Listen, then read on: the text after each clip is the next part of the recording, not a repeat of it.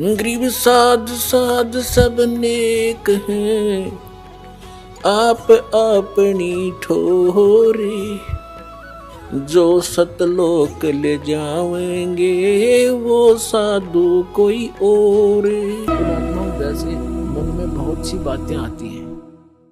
एक बार धर्मदास जी ने कहा, प्रभु हे भगवान, आप कहते हो कि श्री कृष्ण परमात्मा नहीं है, समर्थ नहीं है। श्री कृष्ण जी ने राजा मोरध्वज के पुत्र ताम्रध्वज को आरे से चिरवा के डेथ हो गई थी, दो फाड़ हो गया था, और फिर वैसा ही बना दिया और जीवित कर दिया। तो कैसे माने ये भगवान नहीं है, सर्वशक्तिमान नहीं है। परमात्मा कबीर जी ने कहा कि मैंने ये कभी नहीं कहा कि ये भगवान नहीं है, मैंने ये अवश्य कहा ये सर्वशक्तिमान नहीं है। भगवान का मतलब मैंने ये कभी नहीं कहा कि ये स्वामी नहीं है, ये प्रभु नहीं है, लेकिन ये सर्वशक्तिमान नहीं है। इतना अवश्य कहा कि सर्वशक्तिमान नहीं है। जैसे परिभाषा प्रभु की आपको बहुत बार बताई है, तहसीलदार भी साहब है, एसडीएम भी साहब है, डिप्टी कमिश्नर भी साहब है, जिसको कलेक्टर कहते हैं, डिप्टी कलेक्टर, और कमिश्नर भी साहब है, मंत्री भी साहब है, अपने सतर का साहब है, अपने उसका कुछ सीमा है उसके साहब की, उसकी शक्ति की। और मंत्री भी साहब है, मुख्यमंत्री भी साहब है, प्रधानमंत्री भी साहब है।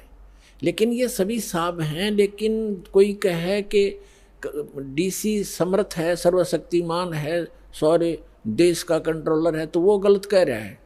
अब जितना वो साहब है, जैसे कोई एक मंत्री को और प्रधानमंत्री बताता है राज्य के मंत्री को, तो वो उस प्रोसीजर से वो परिचित नहीं है, इसलिए एक मंत्री भी अपने सत्र का लाभ दे देता है, लेकिन जो प्रधानमंत्री लाभ देगा वो ना मुख्यमंत्री दे सकता। परमात्मा ने पूछा कि जैसे आपके भगवान ने, श्री कृष्ण अर्थात विष्णु जी ने, मोर ध्वज के पुत्र ताम्र ध्वज को तो जीवित कर दिया, दो फाड़ करवा के, दो बीचों बीच कटवा के, और अपने सगे भांजे अभिमन्यु को जीवित नहीं कर सका, जिसकी कति जरूरत थी, और वहां तबे मतलब पंगा लिया जाके उसने क्यों नहीं कर सका। पांडवों का कुलनाश हुआ था, श्री कृष्ण रोए था, उसकी बहन रोए थी, पांचों पांडव रोए थे, उसको क्यों नहीं जीवित कराया जब सर गया था 18 वर्ष की आयु में। यहाँ धर्मदास चुप हो गया। तब कहा, भगवान हम तो तुच्छ बुद्धि जीव हैं, हमारी बुद्धि का सतर तो इतना ही है बस, अब आप बताओ भगवान क्यों नहीं कर सका। तब परमात्मा ने बताया कि जब तक संस्कार जिसके हैं, अब उस ताम्र ध्वज की आयु शेष थी, और इस शरीर को एक आम सिद्ध पुरुष भी तोड़ कर काट कर फिर दोबारा जीवित कर सकता है। श्री कृष्ण तो उनसे कुछ 21 ही है, लेकिन आयु नहीं बढ़ा सकते ये भगवान। इसलिए अभिमन्यु की आयु 18 ही वर्ष की थी, उसी दिन मृत्यु होना, तो उसके आगे शेष उसकी उम्र मनुष्य की नहीं थी। इस कारण से श्री कृष्ण उसको जीवित नहीं कर सके। तब धर्मदास को संतुष्टि हुई। तब परमात्मा ने कहा था कि समर्थ का शरणागहो रंगोरी हो, और कबू ना हुआ काज राम रंगोरी हो। अब यहाँ प्रसंग चल रहा है, इसी प्रकार जैसे अर्जुन को अभिमान हो गया था, उसके भ्रम को निवारण करने के लिए श्री कृष्ण उसको मोरध्वज राजा के घर लेकर गया था। अर्जुन को अभिमान हो गया था कि भगवान मेरे जैसा आपका आज्ञाकारी कोई और नहीं हो सकता, ऐसा सेवक नहीं हो सकता। अब श्री कृष्ण ने सोचा अब इसको मैं कहूँगा तो काली मानेगा, रोज इकट्ठा रहना, फिर ये बात बिगड़ेगी। तो उसने कुछ दिन के बाद कहा कि चल अर्जुन, मुझे एक आवश्यक कार्य है, मोरध्वज राजा अपने पुत्र को राज्याभिषेक कर रहा है, मुझे आमंत्रित किया है, आप भी चलोगे? अकौर जी, मैं तो आपका आज्ञाकारी शिष्य हूँ। पांडवों का श्री कृष्ण उनके धार्मिक गुरु भी थे। अब वहाँ जाकर क्या देखा कि मोरध्वज, ताम्रध्वज और उनकी एक पत्नी थी मोरध्वज की। राजा राज्याभिषेक करने के लिए अपने पुत्र को गद्दी पर बैठाकर राज्य से संन्यास लेना चाहता था। उसने सब साधु संत महात्माओं को आमंत्रित किया हुआ था, बहुत बड़ा यज्ञ कर रहा था। तो उस यज्ञ के अंदर जो भी साधु संत जो खाने को मांगते हैं वो देना पड़ता है, नहीं तो उसकी यज्ञ खंडित मानी जाती थी। तो वहाँ जब जाकर बैठ गए साधु रूप बना कर, दो संत और साथ में एक माया से शेर बना लिया श्री कृष्ण जी ने, और तीनों बाग में जाकर बैठ गए।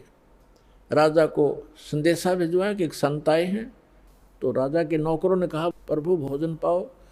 तो साधु रूप में श्री कृष्ण जी ने कहा कि राजा यहाँ आए, स्वयं आमंत्रित करे, तब हम भोजन करेंगे।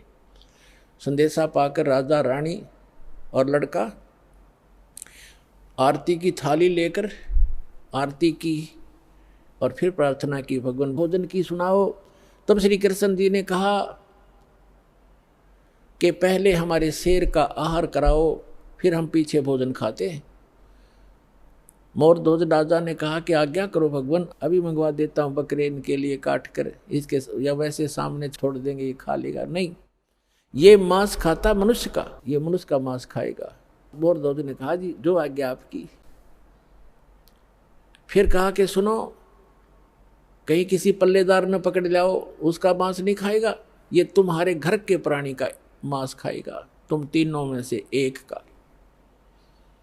और उसकी विधि ऐसे है, उसको आरे से चीरना है, और चीरते समय आंखों में आंसू आ गए तो ये मांस शेर नहीं खाएगा, तुम्हारा यज्ञ खंड हो जाएगा। अब मोर ध्वज ने कहा कि जो आज्ञा भगवान आपकी।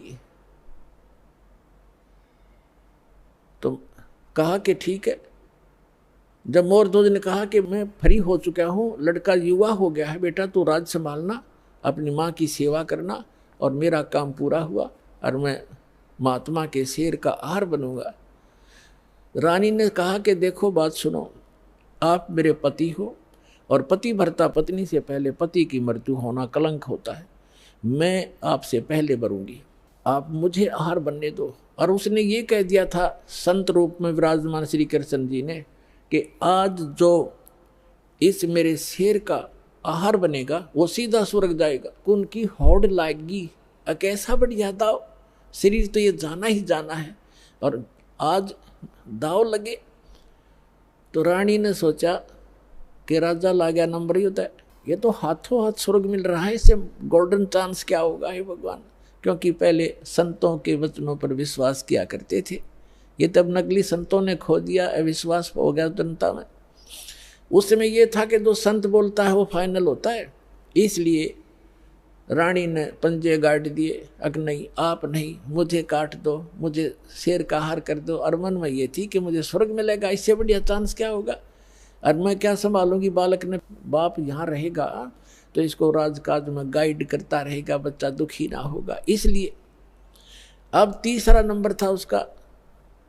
ताम्रध्वज ने सोचा कि अभी बात बिगड़गी, प्रथम तो आज स्वर्ग प्राप्ति और दूसरे मैंने माता पिता की सेवा क्या की है, ये कट जाएंगे तो मेरा धर्म बिगड़ गया। इसलिए महात्मा से खड़े होकर कहा कि महात्मा जी इस दास को चीर दो, मुझे कटवा दो, मैं आपके शेर का आहार बनूंगा। माता पिता मैंने आपकी क्या सेवा की, मुझे पाप लगेगा। लास्ट में उन तीनों ने जो संत रूप में विराजमान श्री कृष्ण जी से कहा कि महात्मा जी आप ही फैसला कर दो हमारा, आप जिसको कहेंगे वही आपके हाजिर होगा। तो उसने क्या फैसला किया कि दोनों तुम पति पत्नी इस अपने पुत्र को आरे से चीरो, यहाँ से चीरना शुरू करना और नीचे तक 2 भाग कर दो। फाइनल फैसला हो गया, नो ऑब्जेक्शन। आरा ले आई, जैसे लकड़ी चीरने का होता, दोनों तरफ से पकड़ के ऐसे चीरते हैं। लड़का बैठा लिया नवा धोआ के, और ये कंडीशन थी कि आंखों में आंसू नहीं आने चाहिए। अब फिर जब वो चीरने लगे ना, बीचों बीच चीरना प्रारंभ कर दिया था, और चीरने में कि लकड़ था 5-4 पे मारे आर पार हो जाना था वो। तो उस समय श्री कृष्ण जी यानी महात्मा रूप में विराजमान ने कहा कि ऐसा करना, ये दायां जो हिस्सा है राइट साइड ही शेर खाएगा, बाएं को एक तरफ फेंक देना। अब लड़के की आंखों में आंसू आ गए, ताम्रध्वज की आंखों में आंसू आ गए, आंसू आ गए। और माता पिता ने जल्दी में चीर दिया, ज्यादा देर नहीं देखा जाएगा लड़का। यूं कहते ही वो आधा हिस्सा 2 भाग हो गया था। तो फिर श्री कृष्ण ने कहा कि भाई ये हमारा काम नहीं, इसकी आंखों में आंसू आ गया, इसका मोह ममता रहेगी कोई, ये रो रहा है लड़का। तो उस उस अभी तड़फ रहे शरीर से आवाज आई कि हे अंतर्यामी, आप तो महात्मा हो, अंतर्यामी हो, मैं इसलिए नहीं रो रहा था कि मुझे कोई ममता है, मैं इसलिए रो रहा हूँ कि मैं इतना, मेरा कोई लेफ्ट साइड का इतना गंदा होगा, मैं इतना पापी हूँ कि मेरा पूरा शरीर भी आपके काम नहीं आ सका, इसलिए रो रहा हूँ। तब खुश हो गए वो संत और खड़ा होकर के उसको आशीर्वाद दे दिया, बच्चा नो का नो जीवित हो गया।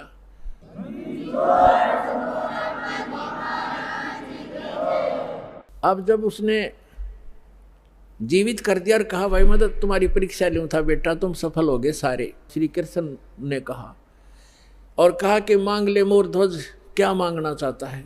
तुझे स्वर्ग में भेज दूंगा और बहुत समय तक तेरा स्वर्ग का राज लिख दूंगा, इंद्र की पदवी दे दूंगा। तब उस ज्ञानी मोर ध्वज ने क्या मांगा कि मुझे भक्ति दे दो भगवान, इस राज ने के चाटूंगा तो काल छोड़ना पड़ेगा, वहां का भी छोड़ना पड़ेगा। तो जिस स्तर की भक्ति श्री कृष्ण दे सकता था वह मोर ध्वज को दे दी और लड़के को भी जीवित कर दिया। लेकिन जन्म मरण ना श्री कृष्ण का समाप्त, ना मोर ध्वज और ताम्र ध्वज का, ना उसकी पत्नी का समाप्त हो सकता। अब कहने का भाव ये है कि अर्जुन ये देखकर इकट्ठा हो गया न, सुकड़ गया। जब श्री कृष्ण ने कहा कि अर्जुन आप डींग मारा करते कि मेरे जैसा कोई सेवक नहीं, तने सेवक तो देखे नहीं थे। जब अर्जुन ने कान पकड़ लिया, जी मैं तो घना निकम्मा आदमी था, मैं ये सोच बैठा था आज मेरी कति फड़क निकल गई, महापुरुष तो ऐसे होते हैं, मैं तो इनके चरणों की धूल भी नहीं हूँ। अपनात्माओं, हमने श्री कृष्ण जी को परमात्मा इसलिए मान लिया था कि उन्होंने मोर ध्वज के पुत्र ताम्र ध्वज को आरे से चिरवा कर जीवित कर दिया, बस। और यहाँ परमात्मा ने फिर बताया कबीर जी ने कि वो अभिमन्यु को जीवित क्यों नहीं कर सके, वो तुम्हारे समर्थ भगवान। उसका कारण भी बताया कि ये समर्थ नहीं है।